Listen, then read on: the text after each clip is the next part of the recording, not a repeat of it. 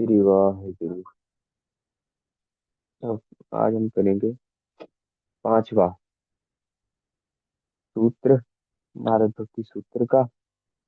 पहले हमने ये विचारा था भाई, ये ऐसी भक्ति है जिसको प्राप्त करके मनुष्य सिद्ध हो जाता है, अमर हो जाता है, तृप्त हो जाता है।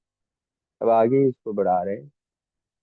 यत प्राप्य न किंचित वांछति, न शोचति, न द्वेष्टि, न रमते, नोत्साही भवति।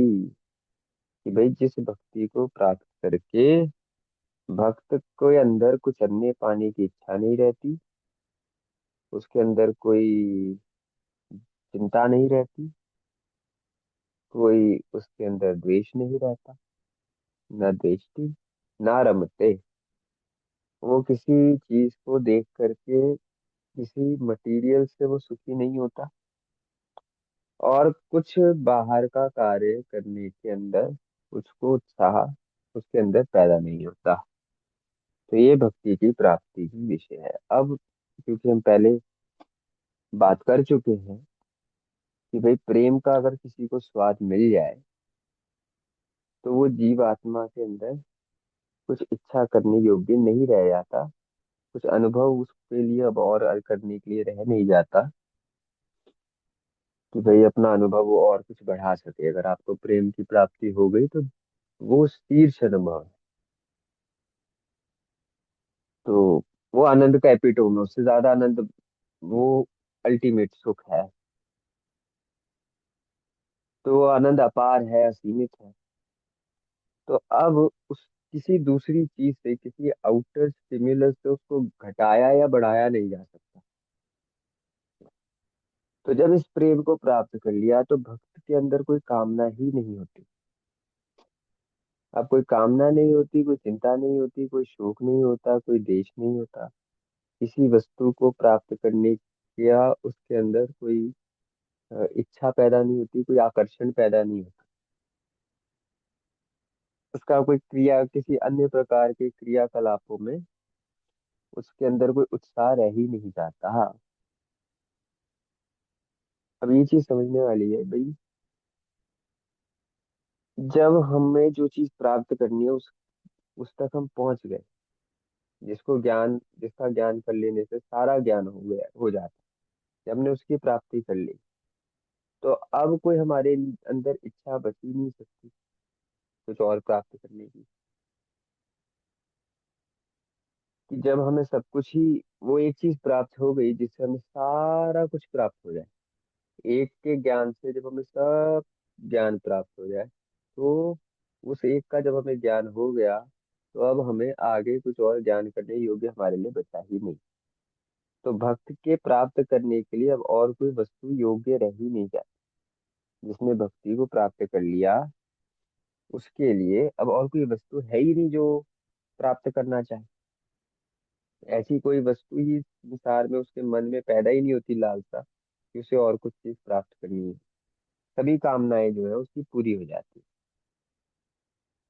अब उसको ना तो संसार का कुछ सुख प्राप्त करना है, क्योंकि उसको जो सुख मिल रहा था वो उसको उसके अंदर से मिलने लगा। बाहर से उसको कोई सुख प्राप्त कोई नहीं, होना ही नहीं, उसे इस चीज का रियलाइजेशन हो गया। तो प्रेम की अनुभूति जिसको हो जाए ऐसे व्यक्ति को, उसके अंदर फिर कोई कामना नहीं रह जाती, और इसीलिए उसे कभी दुख भी नहीं होता। क्योंकि ये प्रेम का कभी नाश नहीं होगा, प्रेम कभी नष्ट नहीं होता, हो ही नहीं सकता। तो इसलिए उसकी किसी भी वस्तु का नाश नहीं होगा, क्योंकि उसको जो चीज प्राप्त करनी थी वो प्रेम है। और प्रेम की जब प्राप्ति हो जाए तो फिर वो प्रेम नाश नहीं होता कभी। तो उसको इस चीज का कभी दुख ही नहीं होगा कि मेरे पास कुछ चीज थी वो खत्म हो गई, या उसको कोई संसार में तो कोई चीजें हमें प्राप्त होती हैं वो डिस्ट्रॉय हो जाती है, हमसे दूर हो जाती हैं। तो हमें उस चीज का नुकसान उठाना पड़ता है, कभी शरीर पे, कभी मन पे, कभी बाहर के मटेरियल हमारे खत्म हो जाए, हमारे लग्जरीज खत्म हो जाए तो हमें दुख होने लग जाता है। बट प्रेम एक ऐसी चीज है जिसकी आपको एक बार प्राप्ति हो जाए तो कभी नाश नहीं होता। वो तो अमृत रूप है, अमृत स्वरूपाच पहले ही बता के आए हैं पीछे में। तो जिसका कभी नाश ही नहीं होगा, जिसकी प्राप्ति कर लेने से हमें वो परम आनंद की प्राप्ति हो जाएगी, तो फिर वो कभी नाश ही नहीं होगा, तो उसके अंदर कामना क्यों उठेगी कि उसे और कुछ चीज चाहिए। जो कंटेंट उस संतोष की स्थिति पे पहुंच जाएगा, तो उसे दुख ही नहीं होता, वो हमेशा संतोष ही रहता है, संतुष्ट रहता है। अब हमारे, अब दूसरा है ना द्वेष्टि, कि उसके अंदर द्वेष भी पैदा नहीं होता। अब द्वेष हमारे अंदर कब पैदा होता है, जब हमें कोई चीज चाहिए। अब कोई कंडीशन या कोई व्यक्ति उस गोल को प्राप्त करने के बीच में कोई ऑब्स्टिकल बनता है, तो उस ऑब्स्टिकल के साथ हमें द्वेष होने लग जाता है कि भाई ये मेरे जीवन में कोई ऑब्स्टिकल है। किसी से द्वेष या किसी से नफरत इसीलिए हो रही है ना कि हमारे, मेरे को जो वस्तु चाहिए उसके बीच में ये बाधक है, ये बाधा बनता है। तो भक्त का प्रेम तो स्थायी रूप है, वो तो कांस्टेंट है और एकाकार है, एक का उसको एक्सपीरियंस है। अब कोई भक्त है वो तो हर जगह अपने इष्ट को ही देख रहा है। ईबे बीठल उबे बीठल बीठल बिन संसार में, थान अनंतर नामा प्रणव पूर रहे तू सर्व में। तो वो तो अपने इष्ट को ही देख रहा है, अपने इष्ट के ही दर्शन कर रहा है। तो वो अपने इष्ट के साथ नफरत कैसे कर सकता है जिसके जिससे वो प्रेम कर रहा है। तो भावनाएं तो पैदा हो ही नहीं सकती। जहाँ पे प्रेम है वहां नफरत नहीं होगी, तो जब आप हर जगह अपने इष्ट के ही दर्शन कर रहे हो तो नफरत कहाँ से हो सकती है। तो इस करके वो एकाकार है प्रेम। तो ऐसा कुछ रह ही नहीं जाता कि भाई आपके और आपके प्रेम के बीच में कोई बाधा बन सके, क्योंकि आपकी अपनी होंद उसका नाश हो जाता। तू करता तू हुआ, मुझ में रहा ना हूँ तो मैं हूँ, वो मेरे अंदर से मिट गया। तो अब जो है वो तू है, अब जो है वो नानक है। तो अब जब नानक है तो फिर दूसरा वो कौन ही रह जाएगा इस संसार में। दूसरा कौन ही रह जाएगा जिससे मैं द्वेष करूं, जिससे मैं नफरत करूं, जिसको मैं अपना ऑब्स्टिकल समझूं। तो ऑब्स्टिकल कोई है ही नहीं, इसलिए मन में कोई द्वेष रहता ही नहीं।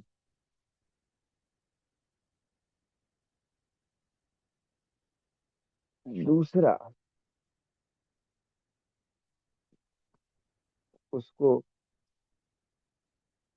कोई उल्लास नहीं होता। इसमें आया ना, न तो उल्लास ही, किसी चीज की उल्लास की भावना भी बाहर की किसी ऑब्जेक्ट से उसे नहीं मिलती। उसके अंदर ही उसको आनंद की, उल्लास की भावना मिल रही है कि भाई वो एक्साइट हो रहा है। उत्साह का मतलब क्या है, एक्साइट होना।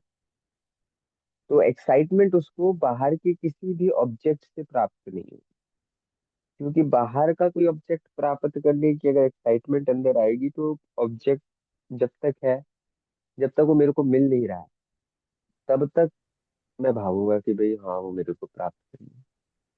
बट जिस टाइम वो मेरे को ऑब्जेक्ट मिल जाएगा, तब वो जो एक्साइटमेंट थी उसको प्राप्त करने की वो नाश हो जाएगी। अब भक्ति में कोई भी आपको इमोशन ऐसा आपके अंदर पैदा नहीं होगा जो नाश हो जाए। प्रेम की जब आपको प्राप्ति हो जाएगी, तो ये जो इम्परमानेंट इमोशंस है, जो इमोशंस कभी उठ रहे हैं, दब रहे हैं, पैदा हो रहे हैं, नाश हो रहे हैं, वो कभी आएंगे ही नहीं। आप एक रस हो करके उस आनंद की अनुभूति में रहोगे, सुख की अनुभूति में रहोगे। तो ये जो एक्साइटमेंट है किसी चीज को प्राप्त करने की, क्योंकि आप किसी चीज को क्यों प्राप्त कर रहे हो, आपके मन में आ रहा है कि ये मेरे से अलग है और इसको मेरे को अपने पोजेशन में लेना है, इसको मैं पोजेस करना चाहता हूँ। तो आपके अंदर एक्साइटमेंट आ रही है कि ये अभी मेरे पास नहीं, पर ये मेरे पास होनी चाहिए। बट जब आपके अंदर प्रेम प्रकट हो रहा है, जो भक्ति की दृष्टि है, उसमें तो सब कुछ इष्ट ही है। तो इस दुनिया में कोई ऐसी चीज है ही नहीं जो आपसे अलग है, आपके इष्ट से अलग है। तो वो एक्साइटमेंट नहीं आएगी कि ये मेरी नहीं है और मेरे को ये चीज प्राप्त करनी है। सब कुछ में आप अपने इष्ट के दर्शन करोगे और आपके अंदर एक धन्यवाद की भावना होगी कि हाँ, इस रूप में भी मेरे को अपने इष्ट के दर्शन हो रहे हैं। वाह महाराज, आपने इस रूप में भी आज दर्शन दिए। तो आपका शीश जो है हमेशा झुका रहेगा सचदेव, कि हर रूप में मेरे नानक है। तो एक्साइटमेंट आपकी जो अंदर से पैदा होगी, जो प्रेम से पैदा होगी अंदर से, वो ये होगी, वाह महाराज आप इस रूप में भी आ सकते हो, वाह आपके इतने चेहरे हैं। तो वो आपके अंदर से एक्साइटमेंट पैदा हो रही है। और एक बाहर की वस्तु को प्राप्त करने की एक्साइटमेंट जो यहाँ पे बात हो रही है कि मेरे को वो चीज पोजेस करनी है, वो नहीं रही। क्योंकि कुछ करने की इच्छा नहीं रहेगी। करोगे तब जब आप मानोगे कि कोई चीज बखरी है, यहाँ पे कुछ बखरा रहता ही नहीं। तो अब कई बार ये लोग सोच लेते हैं कि भाई फिर जीवन का क्या काम है। वो तो फिर हो सकता है जब कुछ करने की इच्छा ही नहीं तो पत्थर के समान हो गया। पर ऐसी बात नहीं है। अज्ञानता में जब इच्छा नहीं होती कुछ करने की तो पत्थर के समान जड़ हो जाता है। बट जब ज्ञानी के अंदर जो इच्छा है कि भाई मैंने अकर्मता की जो इच्छा है, वो ऐसा है कि वो पावर हाउस है अपने आप में। क्योंकि वो पूर्णता को प्राप्त कर चुका है। भाई घड़ा है, वो भरा हुआ है पानी से, और उसको हम तालाब में डाल दें तो अंदर और बाहर दोनों तरफ से वो भरा ही हुआ। तब वो घड़ा कैसे किसी चीज को कैसे भरे? वो तो बाहर और अंदर भरा ही हुआ है कि जो भक्त है वो अंदर और बाहर प्रेम में सड़ा हो रहा है, वो डूबा हुआ है प्रेम में। तो इस करके उसके अंदर कोई हलचल नहीं पैदा होगी। जो घड़े के अंदर पानी है उसके अंदर हलचल नहीं पैदा होगी, क्योंकि बाहर भी पानी है। पर अपने आप में घड़ा खुद भी कंटेंट है। तो जब कंटेंटमेंट आकर के कोई अकर्मता की ओर जा रहा है तो वो अपने आप में एक आनंद में जा रहा है। हाँ, अगर अंदर खालीपन है, अज्ञानता है, और वो अकर्म की ओर जा रहा है, तो वहां पर जो है वो जड़ता आएगी। क्योंकि बंदा अभी अंदर से खाली है। जब अंदर से भी भर गया प्रेम, उसके अंदर भी प्रकट हो गया और बाहर भी वो प्रेम हर जगह अपने इष्ट के ही दर्शन कर रहा है। अंदर भी अपने इष्ट के दर्शन कर रहा है, बाहर भी अपने इष्ट के दर्शन कर रहा है। तो उस आनंद में ही रहेगा और हर जगह अपने इष्ट के ही दर्शन कर रहा होगा।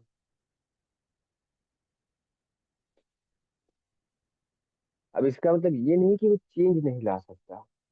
वही बंदा असल में जब कुछ कार्य करेगा तो वो एक बहुत बड़ा चेंज प्रकट कर सकता है।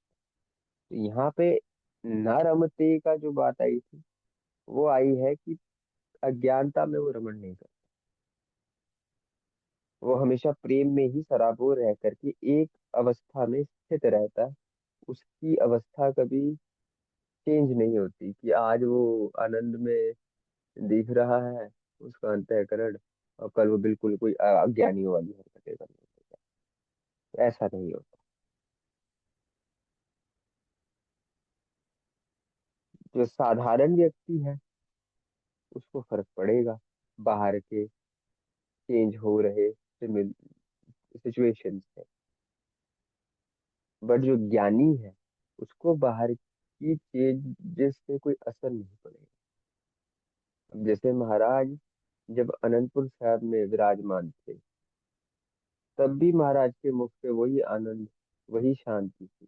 और जब महाराज माछीवाड़े में जाते तो वहां पर भी महाराज के मुख पे वही शांति, वो आनंद रहता है। अब बाहर की सिचुएशन चेंज हो गई, बट महाराज की अवस्था में कोई चेंज नहीं है। तो ये है न रमते। जो पूर्ण हो जाता है प्रेम में, तो पूर्ण है, तो उसके अंदर कोई बाहर की सिचुएशन उसके अंतःकरण की स्थिति को नहीं बदल सकती, उसके अंदर की स्थिति को नहीं बदल सकती। उसके अंदर आनंद हमेशा ही रहेगा। तो ये है न रमते और न तो उत्साही। तो इस प्रकार कहते हैं कि भक्त के अंदर कोई कामना नहीं रहती, कोई इच्छा नहीं रहती। और इसलिए कोई अगर बाहर का मटेरियल दूर भी हो जाए उससे, उसके वो खत्म भी हो जाए, बाहर का कोई ऑब्जेक्ट है, तो उसको दुख नहीं होता। और किसी चीज को प्राप्त करने की एक्साइटमेंट भी नहीं होती। और वो अपने खुद के गेन के लिए वो कोई काम में रुचि भी नहीं रखता कि भाई मेरे को इस चीज की प्राप्ति हो जाए, तो इसलिए वो किसी काम में लग रहा है कि भाई हाँ मेरा पर्सनल कोई गेन है तो मैं कोई काम कर लूँ। नहीं, वो सिर्फ और सिर्फ उसका जो कोई काम होता भी है वो इसलिए होता है कि जो अनुभूति मेरे को प्राप्त हुई है वो बाकियों को भी प्राप्त हो जाए। तो वो बस और बस उसका जो अंदर इच्छा पैदा अगर होती भी है कुछ कर्म करने की, कुछ क्रिया करने की, तो ये होती है कि अगले बंदे को भी उस आनंद की प्राप्ति हो जो मेरे को हो रही है। तो वो कोई काम करता है, अपने खुद के गेन के लिए वो कभी कोई काम नहीं करता।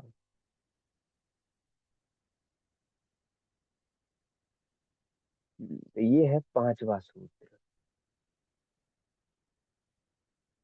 अब छठा सूत्र, यद ज्ञात्वा मतो भवति स्तब्धो भवति आत्मा रामो भवति। अब भक्ति के नहीं बोल रहे हैं, जिस भक्ति को जान करके भक्त जो है वो मतवाला हो जाता है, मस्ताना हो जाता है, और जड़ प्रताप के समान, जैसे जड़ होता है ना, स्तब्ध हो जाता है, शांत हो जाता है, उसको किसी क्रिया में लगने की इच्छा नहीं रहती। और आत्मा राम, अपने आत्मा के आनंद में ही वो स्थित हो जाता है, आत्मा राम बन जाता है। आत्मा और उसमें और परमात्मा में कोई भेद नहीं रह जाता, और उस आत्मा के आनंद में लगा रहता है। तो पिछले वाले सूत्र में जैसा भी हम बात करके उसी को आगे बढ़ाते हैं, कह रहे हैं कि पीछे बताया भक्त द्वेष नहीं करता, उत्साही नहीं होता, किसी वस्तु को पाने की उसके अंदर इच्छा नहीं होती। तो अब इस सूत्र में ही वो आगे बात बता रहे कि भाई वो आनंद में इतना उन्मत्त हो जाता है। क्योंकि वो आनंद में इतना उन्मत्त हो जाता है कि अब वो पूर्णता में ही डूबा हुआ है, और उसको उसी का आनंद प्राप्त हो रहा है।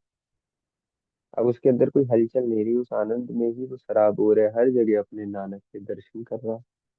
और उस नानक की स्थिति में जा करके उसी एक्सपीरियंस में कभी हंस रहा है, कभी रो रहा है, कभी नाच रहा है, कभी गा रहा है, मतवाला हुआ सा वो रह रहा है।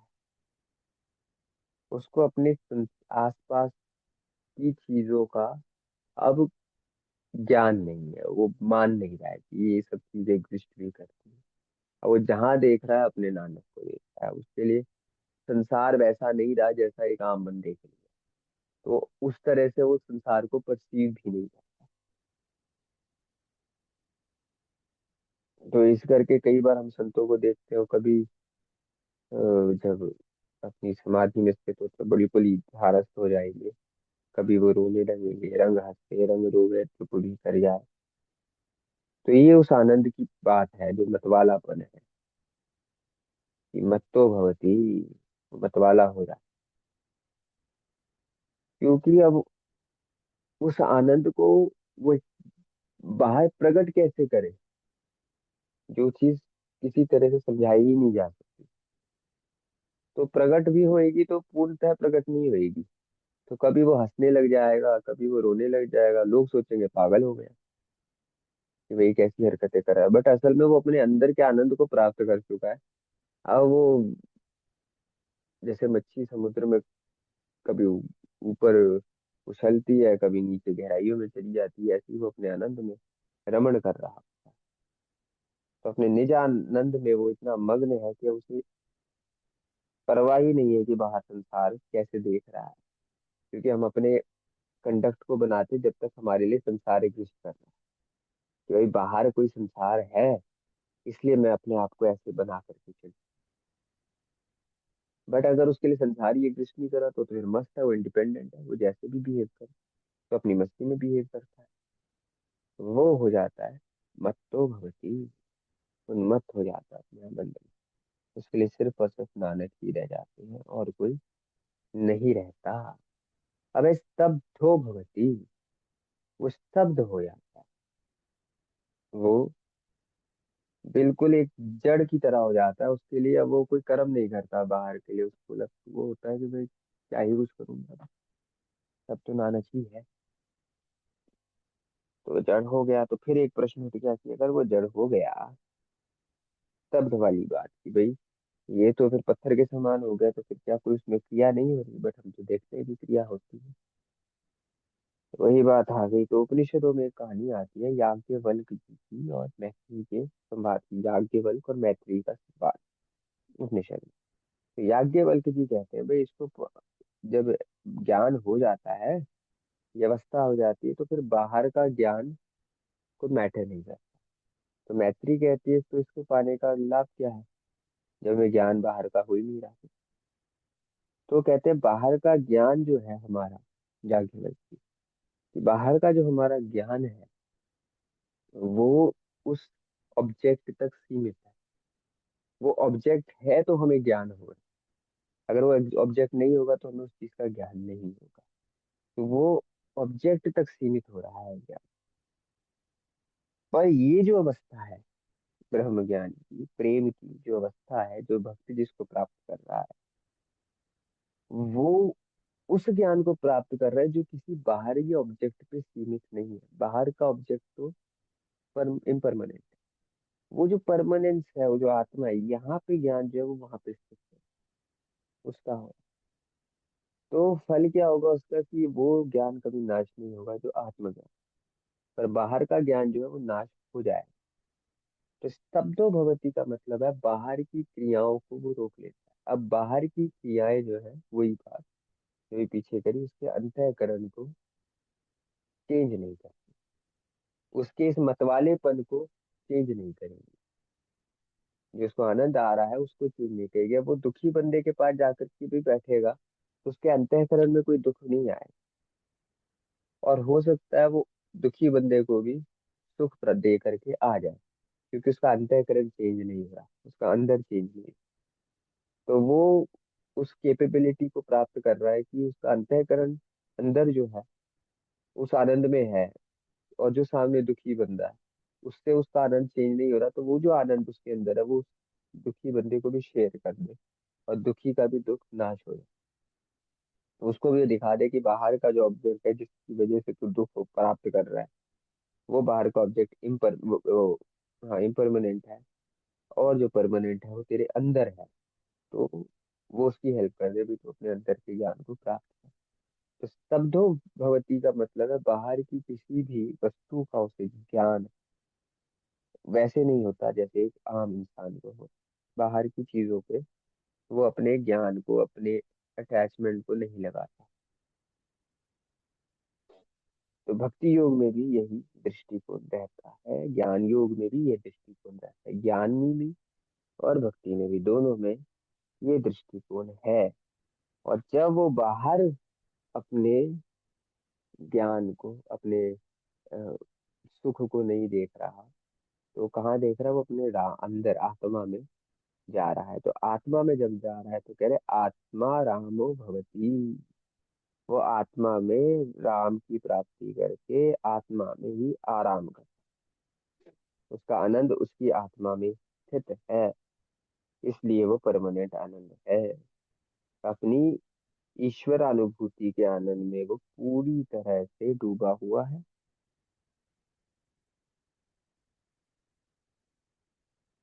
तो यहाँ पे आत्मा रामो भवती। अब बुद्ध जैसे थे, जब उन्हें ज्ञान हुआ, निर्वाण हुआ, तो 7 दिन तक तो वो इतने डूबे रहे ध्यान में कि उन्हें बाहर की कोई चीज इफेक्ट ही नहीं करी थी। 7 दिन चुपचाप मौन धारण करके वो बोधि ट्री के नीचे बोध गया में बैठ गया। बाहर का कोई भी उन्हें ऑब्जेक्ट इफेक्ट ही नहीं कर रहा था, इतना उन्हें वो अवस्था उन्हें प्राप्त हुई आत्माराम। और बाद में भी उन्हें इफेक्ट कभी करा नहीं, बट क्योंकि उनके अंदर जो इच्छा थी, इच्छा भी नहीं कहेंगे, उनका जो कार्य था, क्योंकि जब जब कोई अवतार होता है तो उसका कार्य जो होता है, वो कार्य जो उन्होंने करना था वो कार्य करके उन्होंने धर्म का प्रचार करा। बट उनके अंदर की जो स्थिति थी, वो प्रचार करते हुए भी, सबको टीचिंग देते हुए भी, स्थिति उनकी वही आत्माराम की है। महाराज के साथ हुआ। गुरु गोविंद सिंह पातशाह महाराज के तो जीवन में हमें पूरा खुल करके महाराज ये चीज दिखाते हैं कि जब अनंतपुर साहब में बिल्कुल राजाओं की तरह रह रहे हैं तो भी उसी आनंद में रह रहे हैं, और जब माछीवाड़े में रह रहे हैं, चमकौर में है, मुक्तसर साहब में है, तो वो भी वो उसी आनंद में। तो आनंद कभी उनका घट नहीं रहा है, बाहर की सिचुएशन बिल्कुल ही चेंज होती जा रही है। ये दिखाया जा रहा है कि वो बाहर के स्टिमुलस से वो स्तब्ध हो गए हैं, जड़ हो गए हैं, वो उनको इफेक्ट ही नहीं कर रहा है, और आत्मा राम में वो स्थित हो गए, अपने आत्मा राम, अपने आत्मा के आनंद में वो स्थित हो गए, और उसी की वो प्राप्ति कर रहे हैं। तो ये है भक्ति का एक और लक्षण, इसकी प्राप्ति करके क्या होता है। अब इसके आगे जो अगला सूत्र है, सातवां, सा न काम्यामना निरोध रूपत्वात्। काम्य माना न काम्य माना, कामना कुछ है ही नहीं, भक्ति में कामना नहीं होती। और निरोध रूपत्वाद, क्योंकि यहाँ पे अपनी इंद्रियों का पूरी तरह से नियंत्रण हो जाता है, अपनी इंद्रियों पर पूरी तरह से नियंत्रण हो जाता है, इस करके कोई कामना नहीं रहती। अब यहाँ पे समझने वाली बात है कि भक्ति की प्राप्ति अगर हमें करनी है, परमात्मा की प्राप्ति करनी है, तो परमात्मा को साध्य बनाना पड़ेगा, साधन नहीं। हम नॉर्मली क्या करते हैं, हम परमात्मा को साधन बनाते हैं किसी वस्तु की प्राप्ति के लिए। हम अरदास करते हैं, महाराज मेरे को ये बख्श दो, महाराज वो बख्श दो, महाराज गाड़ी बख्श दो, बड़ा घर बख्श दो, माया बख्श दो। तो इसमें हम महाराज को क्या बना रहे हैं? साधन। साध्य नहीं है महाराज, महाराज को नहीं मांग रहे हम महाराज से, हम महाराज से चीजें मांग रहे हैं। तो महाराज को हमने पाथ बना दिया कोई और चीज की प्राप्ति करने के लिए, किसी और गोल के लिए। तो भक्ति ये नहीं है, ये अटमोस्ट भक्ति नहीं है। तो असल में उद्देश्य क्या है भक्ति का, यहाँ पे बता रहे हैं। कामनाओं का त्याग कर देना, राज न चाहूं, मुकुत न चाहूं, मन प्रीत चरण कमला। ये सूत्र और ये बात सेम है। बस प्राप्ति क्या करनी है आपकी, भक्ति का गोल ही भक्ति की प्राप्ति है। भक्ति का गोल ही अपने ईश्वर की, अपने इष्ट की प्राप्ति है, और कोई नहीं। तो हमारा जो गोल है वो नानक है। हमारा ये नहीं है कि कोई और हमारा गोल है और उस गोल तक पहुंचने के लिए हम पाथ नानक को बना रहे हैं। नहीं, पाथ हमारा भक्ति है, गोल हमारा नानक है। यही भक्ति का काम है, और सारी कामनाओं का नाश कर देना। तो भक्ति की कामना वो कामना है जो बाकी सारी कामनाओं का नाश कर देती है।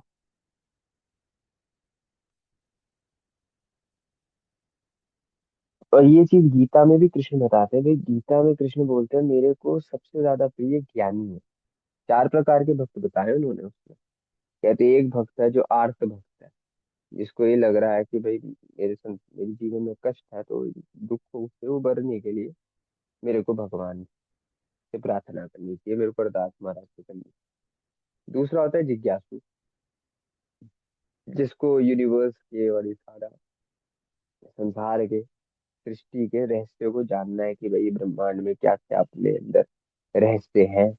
बट क्योंकि वो मैं खुद अपनी अपने अपनी बुद्धि से नहीं प्राप्त कर सकता, तो वो मेरे को भगवान से अरदास करके उनकी कृपा से प्राप्त होने, तो उनकी भक्ति करनी। ये दूसरे प्रकार के भगत होते हैं जिज्ञासु। तीसरे होते हैं अर्थार्थी भक्त, कि भाई किसी प्राप्त करने योग्य जो वस्तु है उसकी इच्छा करनी। मान लो भाई महाराज मेरे को आपकी कृपा मिल जाए, मेरे को आपका आशीर्वाद मिल जाए, मेरे को आपका साथ मिल जाए, ये। और इससे ऊपर जो सबसे अल्टीमेट भगत है, वो होता है ज्ञानी भक्त, जो बस ये कह रहा है महाराज आपसे मैं एक हो जाऊं। मेरे में और आप में कोई भी विथ ना रहे, विथ करा कुछ रहे ही ना, द्वैत रहे ही ना। आप से मैं बिल्कुल एक हो जाऊं, अपना आपा मैं खो करके सिर्फ और सिर्फ नानक नानक नानक हो जाऊं। ये क्या नहीं होता। तो कृष्ण कहते मेरे को ये सबसे ज्यादा प्रिय है, मतलब ये मेरा ही स्वरूप है। और यही भक्ति का अल्टीमेट गोल, कि मेरे को आप में आपसे एक होना है, क्योंकि मेरा असल स्वरूप ही वो है। मैं असल में हूँ तो आत्मा रूप ही, रियलिटी तो वही है। तो उस रियलिटी को ही प्राप्त करना, दूसरी और कोई चीज प्राप्त करने की इच्छा ही नहीं है। क्योंकि वो सब जो है वो इस इल्यूजन में है, इस मिथ्या में। दुखों का नाश होना, दुख असल में तो मिथ्या करके हमें प्रतीत हो रहे हैं ना, असल में तो दुख भी नहीं है। तो उससे सुख कैसे मिलेगा, जब सुख और दुख अपने आप में इल्यूजन है, जो असल में एग्जिस्ट ही नहीं करते। ये सारा संसार अपने आप में जैसे हमें दिख रहा है वैसा है ही नहीं। तो इस संसार के रहस्य भी तो अपने आप में मिथ्या है, तो इस करके मेरे को उसकी भी प्राप्ति नहीं करनी।